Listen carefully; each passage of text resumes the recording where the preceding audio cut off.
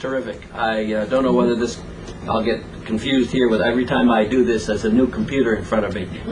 But you've heard a little bit about the basics. What we'll try to do in this hour is understand the origins and the development of what we call APA, APA, Appreciative Planning and Action. We'll try to demystify appreciative inquiry. For those of you that have heard about it, maybe even done some of it, or studied it, we're trying to make it something that you can do anytime, anywhere, very easily. We're going to identify some of the similarities and differences between appreciative inquiry and APA, APA, and we'll try to practice it even. In the hour we've got, we'll try to do it now. So let's get rolling. I started, as I think I told you earlier, with the Mountain Institute in Nepal, trekking around the hills and creating what became known as the Makalu model, because we needed something simple to work with illiterate and remote villagers in remote areas, to streamline PRA, which was taking days and days of time to do, and women particularly didn't have time. They were working 18-hour days anyway. And when would they have time to engage in a village planning exercise that took several days? So we asked the women, we want you to be part of a little planning exercise. How much time do you have? And they said, a couple of hours. Okay, we said, we'll have to do it in a couple of hours. So we tried to keep it short, to engage the women, and to focus on action. Marcia, over to you. Come on up here and tell us a little bit about the evolution of this thing that you heard your husband doing while you were in Kathmandu and I was in the mountains. Great. Thanks. I'm Marcia Odell. I'm sorry to be a couple of minutes late, but I can't tell you how nice it is to be here and tell you about how appreciative planning and action has really been worked into a program for women that I've been involved in. And I should maybe start by telling you that the program that I have been involved in Nepal is called WORTH. And this program breaks all of the boundaries of development and donor-assisted programming and has been extraordinarily successful because of APA, because of the appreciative approach that we put into the program. It's a women's empowerment program that really focuses on self-help and women helping each other as well as being responsible for their own development. So we started out with trying to take a women's empowerment program that reverses the whole dependency that women and villages have developed in Nepal to wait for the donor to come with the next handout. All right, so that's the first thing. Second thing about this program is we had been involved in literacy in Nepal. And we knew that in a country of 23 million people, with a literacy rate among women of about 15%, that if we didn't develop a program using whatever approach we were using to reach women that was low in cost and that could be scaled up, we would never be able to eradicate illiteracy in that country. So using the APA approach, we were actually able to create a model which could be scaled up, which we'll tell you about in just a minute. We also knew that we needed to actually be able to train trainers to do the scale up. I mean, it's great to have a PhD, it's great to have a master's, it's great to have gone to college, great to have graduated from high school, but what the heck do you do in a country where that's not what people have done? And yet you have to reach millions and millions of folks with literacy and empowerment programming. So we needed to develop a model which could be scaled up with folks who really were maybe even themselves illiterate. Let's come back to APA for that. As Mac mentioned this morning, we really moved away from words to pictures. I can remember the first time that I was in a village in Nepal where we were asking women to write. It happened to be a village where most of the women had never held a pen before. And can you guess what the first reaction was among women when they were asked to take a pen like this and actually draw a picture of what they could dream about for their village? What do you think happened? Imagine yourself in a village.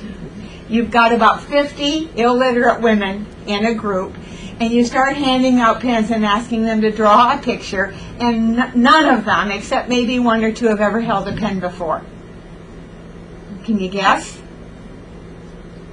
Come on. You don't know what to do with it. That's right, you don't know what to do with it. Nobody wanted to touch this thing, literally to hold it in her hand. There was no interest in this. They were absolutely hands off. Then one stepped up and began to do something. Then the second one stepped up and began to do something, and can you guess what happened? Exactly. They all wanted the pen right now. So we found that drawing the pictures within the whole appreciative planning and action process was extremely liberating for women and really allowed them to begin to experiment with something which a few minutes before they wanted no part of. Very, very important. We're going to actually see a short video this morning, which is a video of a village called Pakel in Nepal, where this whole appreciative process, known as APA now, was actually tested out. And I should tell you, I guess it should tell you the secret, and that is that in the beginning, there was one person totally opposed to the appreciative approach. Can you guess who that person was? It was me. This was Mac's approach. That's what he was doing in the mountains, in the Makalu Barun project. Mac's a pretty gregarious guy. I didn't really want him getting too close to my project with my women. And I went off to Bali in the I guess it was the fall of 1999. And the staff in the office where I worked went to Mac and said, Marcia's away for a week. Could you take us out to a village and show us what can happen when we use this approach? Because we've been hearing stories that is pretty exciting stuff. Well, Mac didn't hesitate. Off they went, and the rest actually is history. Appreciative approach, you'll see in this little 4-minute video, was extraordinarily successful, and it became really the foundation for the entire development effort, which I'll talk about later, but which is now spreading around the world. So there we have the Pakel story. Mac? Okay, you heard this in the morning. I won't go over it, but to just quickly review, we're talking about something very simple that has one goal: seeking the root cause of success. We have two laws that we work from. What you seek is what you find. And where you think you're going is where you end up. You probably heard that somewhere in a Bible or in some other place, but these things come around and they can keep showing up. Well, out of this we've drawn 3 principles. If you look for problems, you find and create more problems. I said, hvis du seek på problemer, så kommer hele masse problemer. Okay? And if you look for success, you find and create a whole mess of success. So why not do that? And if you believe in your dreams, you can create miracles. I can tell you another story about that, but that'll be at another time. Before you continue, can I just ask, can we get this afterwards? Sure. Or we have to write on. You don't write this. I will put it on your power stick or whatever. We'll print it. We'll do something. I get him right here to help us, and we'll get copies of this. So, but they will definitely have it originally, and we can do something from that. So you saw this about empowering organizations to take pride in who and what they are, and what they've achieved. What to plan for what might be, to dream for what might be, to plan for what can be, and to feel the energy that comes from making commitments and taking the first step. Something that we want to be simple enough to that anybody can do it, and profound enough to change their lives. Here are the 7 steps that we developed, which are the basic 4 steps of appreciative inquiry, but we go on to add this do it now, the action focus, and discussion, evaluation, open mic. What have we just done, and what do we like about it, and what's even better look like when you're going to do it tomorrow? And finally, dance and drum to celebrate success. Okay, now I think we'll hit the button on this baby and see what happened in the village of Pakel while Marcia was off in Bali on a packed retreat. Here we go. She had handed over the stick and handed over the keys and handed over the whole office to the rest of her Nepalis. And that's when they started to what do we call it? When the cat's away, the mice will play. So, it's making noises, but I'm not seeing it in the picture. There was a picture here earlier. Yeah, no. So it'll probably come. But while we were, this was a real spoiled village, and the women in the village. Here we go. Okay. This was supposed to be a problem village you couldn't do anything in. They were used to It's all beautiful, isn't it? But there is a flip side to that beauty, and that is the difficulty and the poverty in which most of its people live. We are not the only ones who have first come to Nepal for its mountain our return because of the people and their need, and our hope to be able to give something back to the privileges that we've had, our feeling that we can help to make a difference in people's lives. APA is Appreciative Planning and Action. It was developed from Appreciative Inquiry, and it was developed in Nepal. Instead of having community development where the foreigners come in and tell everybody what to do, we would like to listen to what the villagers want, and we would like to provide a method that's sustainable for them, so that once they've learned the methodology, they can do it themselves and they don't need people from outside. Proud of the picture. The 4D process comes from Appreciative Inquiry, and with Appreciative Planning and Action we add a few more Ds. It starts with the first D, which is discovery, which is discovering the best of what already is. So we'll ask people in a village, what have you done together that you're really excited about, that you think is wonderful? The second D is dreaming. We'll say to people, well, look at what you've already done, isn't this wonderful? Taking that as a given that you've been able to do that. What could you do now? What could your future look like? What might it be? The third D is the design. So now we're asking not anymore what might be, we're asking what could be. And we ask people to prioritize, to look and see what are the things they want first. The question we've asked in dreaming is what kind of a village would you like for your children and grandchildren? In design, we're looking at what has to come first, what are the priorities, which things do you want to do first. And then we help them with design, as I said, what the steps are. When we've made our design, then individuals will stand up and commit to doing something. And that's called the representation. And usually we celebrate it in class, and it gets written down by someone who is literate, because most of the people aren't literate. The next D is what could we do right now? Do it now. We ask people what we as a group could all do, and they come up with something, and it could be something like building a wall, or cleaning up the schoolyard, or carrying rocks, and then we all do it, and we spend 5 or 10, maybe 15 minutes doing that. And the interesting thing is that afterwards, when we're doing the reflection and the discussion, asking what's different about this methodology than anything else they've done, one of the things they say is, look at what we could all do in such a short time. The other thing they say is we haven't told them what to do. The last D is dance and drums. We take drums and cymbals and flutes with us, and we have a bit of a dance as a celebration. This is supposed to be fun, and we want people to remember it in a good way. APA was developed originally by Mac Odell, working on a project in northern Nepal, and he was going to work on a project called the Women's Empowerment Project, which is WEP for short, and is a USAID funded project. And they were considering using this, and we needed to do a little bit of tweaking. So we started doing some experimentation and teaching it to some of our Nepali colleagues to use. And that's how we ended up in Phakel, where we're filming, taking a practice run and seeing how it works. And the WEP project uses this for teaching 120,000 women how to read. What we hope to do is to continue developing the methodology and helping villagers to help themselves.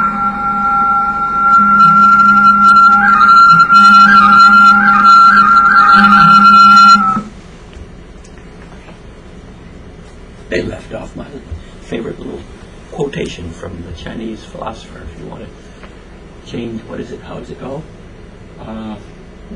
If you want to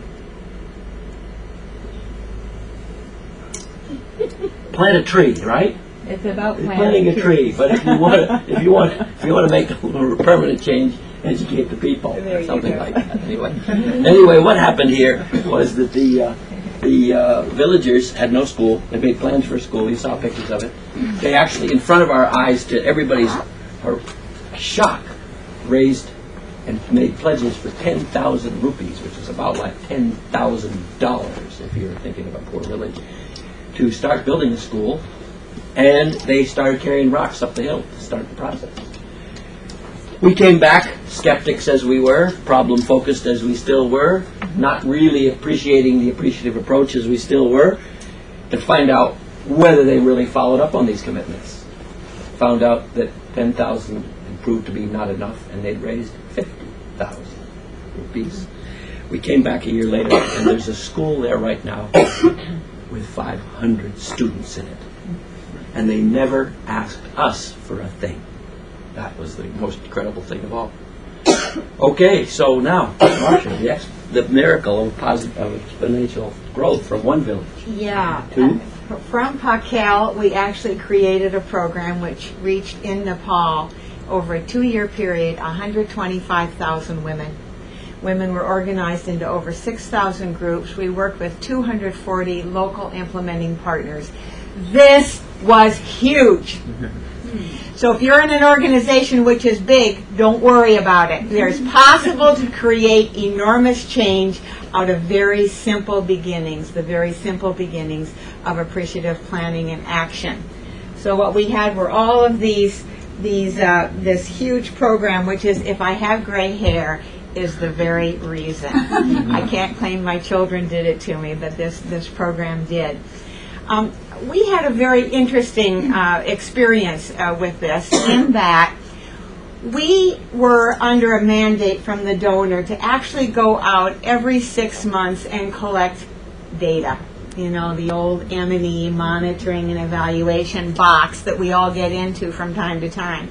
And we were squarely in this program. And every 6 months we'd go out and find out how much money the women had saved, how many of the women were actually getting into business, because that was part of the program, and what the revenues were from that business, or from their different businesses. And we found that initially there were about 20,000 women in business, and after 2 years, actually about a year, or even I think it was a year, that number had grown to 80,000.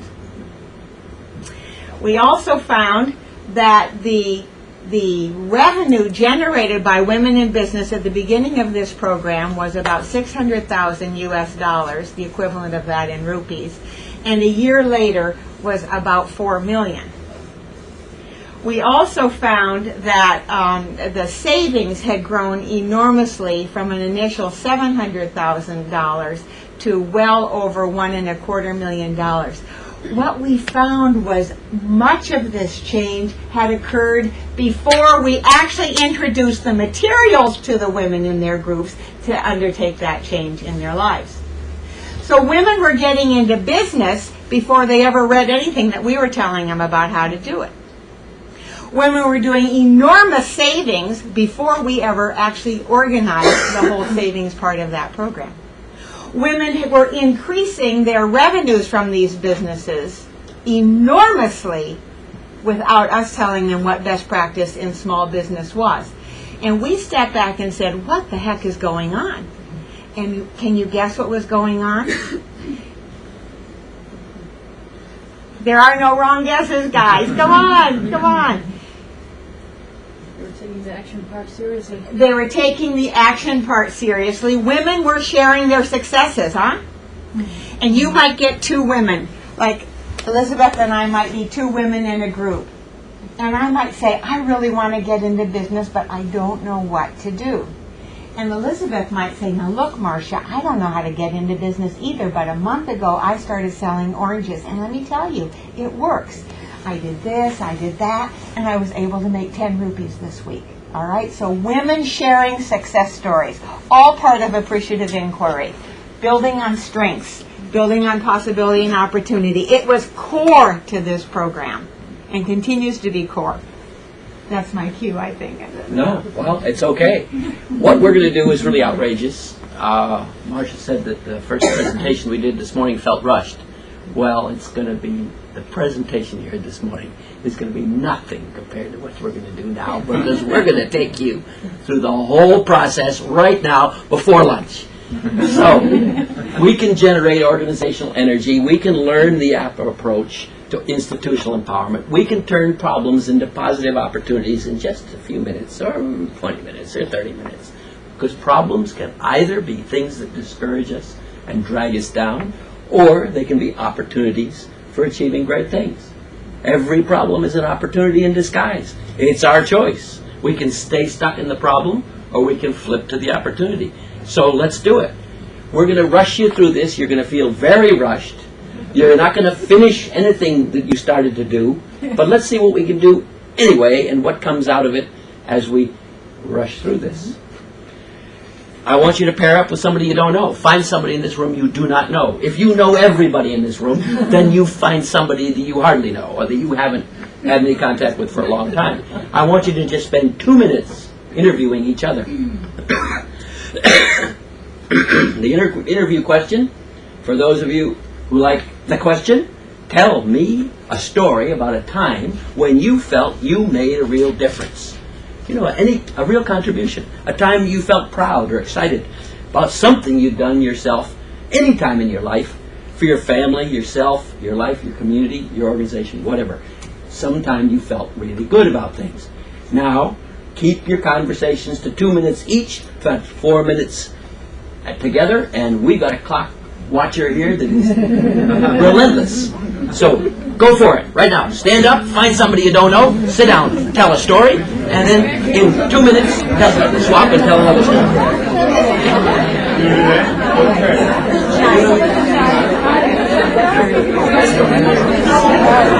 Vi tar ikke så mye tid, så vi kan kanskje bare lystere.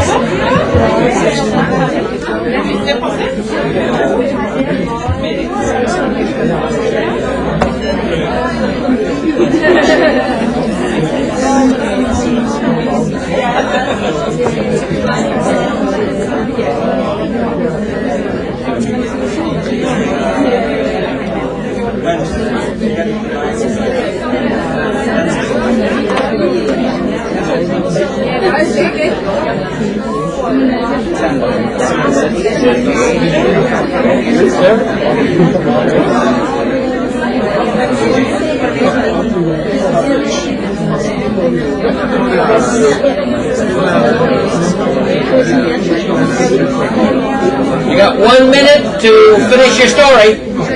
The first one.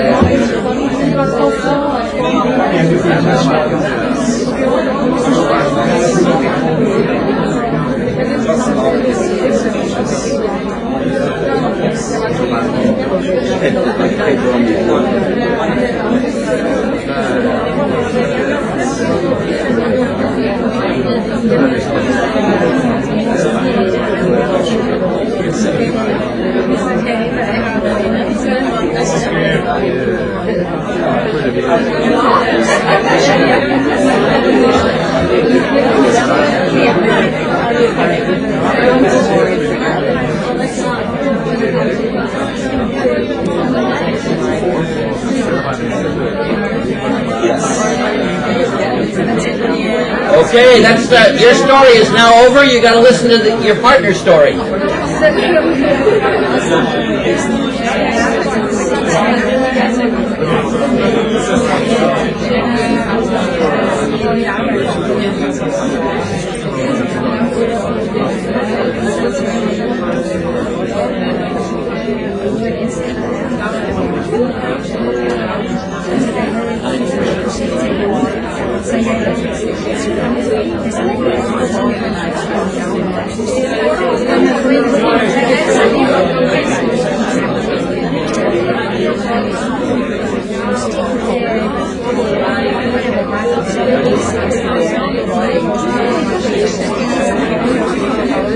You got a minute to finish your story.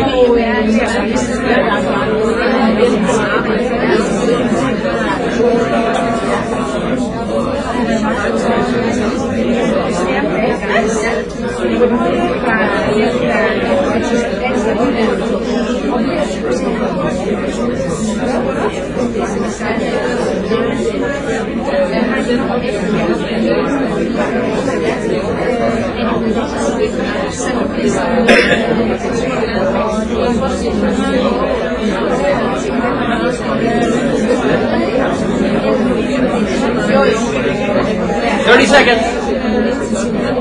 Yes, I can try.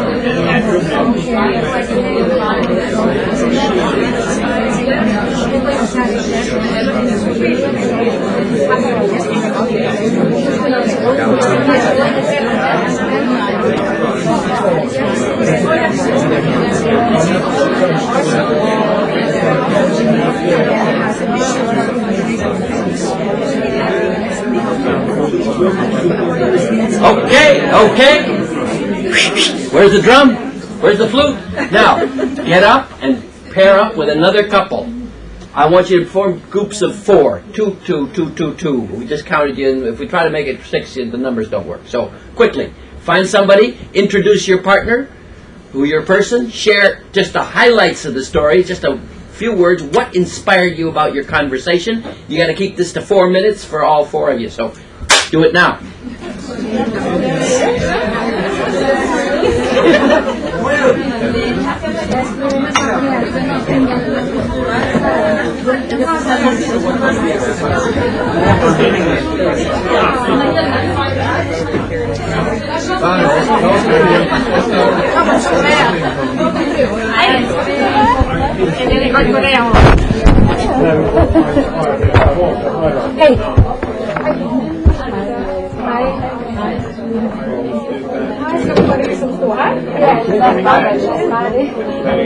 Hej Lars. Jeg starter med at fortælle om Anne, hun sidder med ansvar på forskellige for at coache forskellige institutioner, arbejdssituationer, og har i en situation oplevet, at der var 40 dagligtidssatte, hvor der var noget, der skulle vælges. Det var 40 dagligtidssatte, hvor jeg sygefravær. Og hvor ved at gå ind og sidde folk på daginstitutioner, der hvor de var, brugte en anden læringsskole. Den her oplevelse med at være peget ud som dem med det værste sygefravær, det var noget, der fik det at rykke ved at sige, at det hele var virkelig anerkendt. Så jeg får en god oplevelse ud af det. Og jeg fik ud af det meget kort.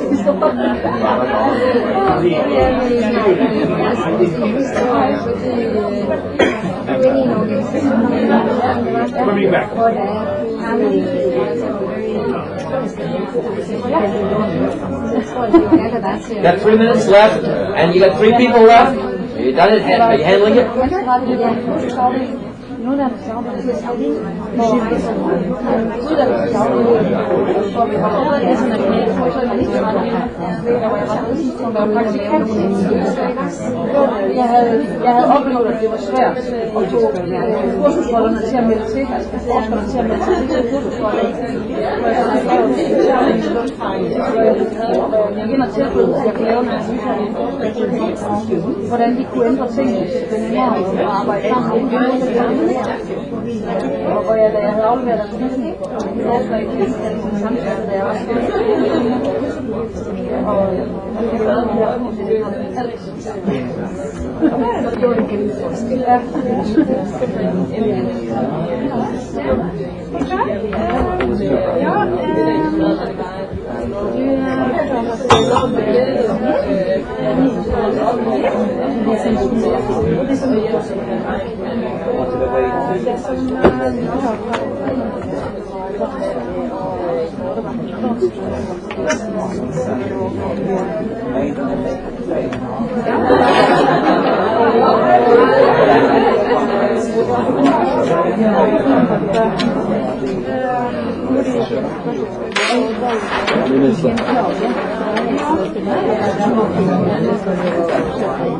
Okay, you only got a minute left. I hope everybody's been introduced and you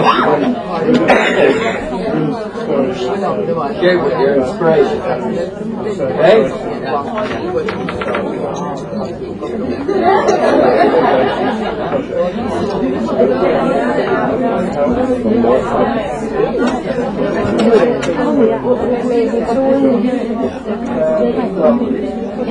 Okay.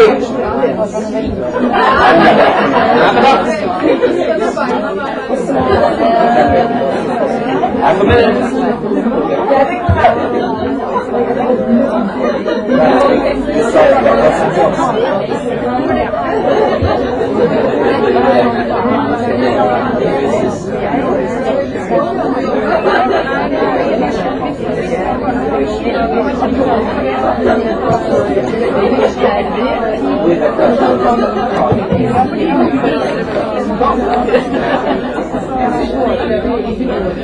Okay.